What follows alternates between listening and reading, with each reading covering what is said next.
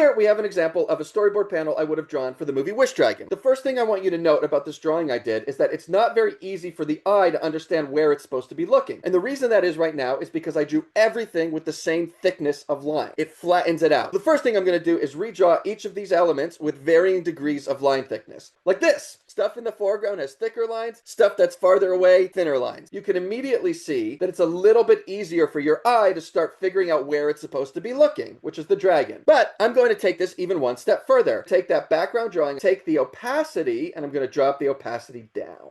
So stuff that's really far away tends to get washed out by atmosphere, but now we're going to add a little bit of shading to help even more focus the eye where we want them to look. I made the boy, which is in the foreground, darker. Things that are closer to camera are going to appear darker, and I gave the dragon sort of a medium 50% gray. One thing that's really important to do when you add shading is to make sure the eyes and mouth read. So what I'm going to do is I'm going to actually erase the shading that had washed over the eyes and the tongue. So now when I pull out, what you can see is our eye immediately gets drawn to the dragon's face. The brightness of the white eye helps focus our eye there. What I generally do is take a few key features of your character, say like the eyebrows and the horns, and make them even a little bit darker. So what this is going to do is help, again, create a little bit more contrast where we want the audience to look. So see that? Without it, not bad, but with it, wow, our eye really goes right there, and especially to the eyes, just by pulling them out a little bit more with some of that shading. I'm going to give the boy even one more little rim shading light. What that does, as subtle as it is it helps push our eye this way, as you can see. But we can actually even go a little bit further with this. In Photoshop, I'm going to go Filter, Gaussian Blur. I'm going to add a little bit of a soft blur on him because he's in the foreground. When you put a blur on something, it's going to soften all the edges. Basically meaning it's going to soften the contrast. And our eyes are drawn to contrast. By putting a little bit of a blur on the boy, it softens all those edges and pushes us even more to the dragon, the sharpest, most in contrast element of our composition now. When this panel pops up, there's no question about where you're supposed to be looking. As opposed to this very original drawing we had done, everything had the same line thickness, there was no scope and scale, and you weren't exactly sure what you're supposed to be looking at. There to there.